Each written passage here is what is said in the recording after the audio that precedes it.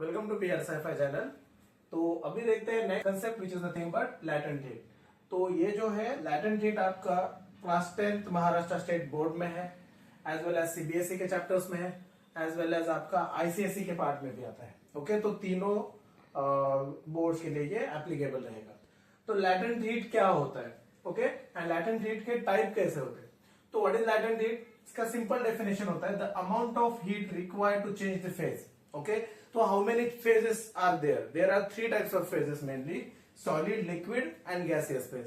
Okay, तो अगर कोई आपका सॉलिड क्यूब, आइस क्यूब है कंसिडर कर लो, तो आइस को अगर मैं कुछ हीट सप्लाई करता हूं, तो यहां पे अगर मैं आइस क्यूब को अगर हीट सप्लाई करता हूं, तो ये जो सॉलिड है, सॉलिड का जो कन्वर्जन है, कन्वर्जन किसमें होगा? लिक्विड में।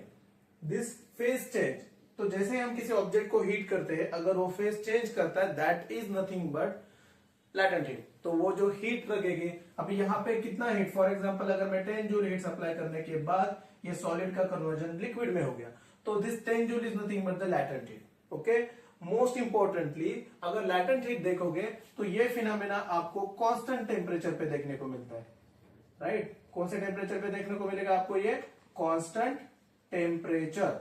ये इंपॉर्टेंट पार्ट है कांस्टेंट टेम्परेचर वाला, क्योंकि अगर मैं आइस क्यूब को, अगर मेरे पास आइस क्यूब का सॉल्यूशन है, वहां पे आइस क्यूब के सॉल्यूशन को अगर मैं हीट करता हूं, तो जब तक आइस क्यूब पूरा कन्वर्ट नहीं होता वाटर में, तो वो आइस क्यूब का जो अगर टेम्परेचर चेक करोगे तो वो तो 0 डिग्री सेल्सियस ही रहेगा। लेकिन some of the ice cubes are already converted into water, तो वहां पे फेज चेंज तो ऑलरेडी हो गया, राइट?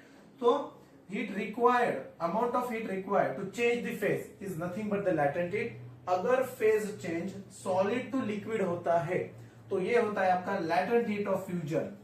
ये कौन सा लैटेंट हीट का टाइप होता है आपका? This is the type which is nothing but latent heat of fusion. Next one है, अगर फेज चेंज आपका लिक्विड टू गैसियस फेज में होता है, तो this is nothing but latent heat of vaporisation. तो ये दोनों टाइप है आपके लैटेंट हीट के। क्या है latent heat? The amount of heat energy required to change the phase. And कितने टाइप के फेजेस हैं? Solid, liquid and gaseous. अगर फेज चेंज आपका सॉलिड टू लिक्विड होगा तो fusion, and liquid to gaseous होगा तो वेपराइजेशन। और एक पॉइंट है कि जो latent heat, specific latent heat का यूनिट, अगर बस लैटेंट हीट का यूनिट देखोगे तो जूल होता है, राइट? क्योंकि किसी भी टाइप का जो एनर्जी है या फिर हीट है, तो उसका यूनिट तो जूल ही रहेगा।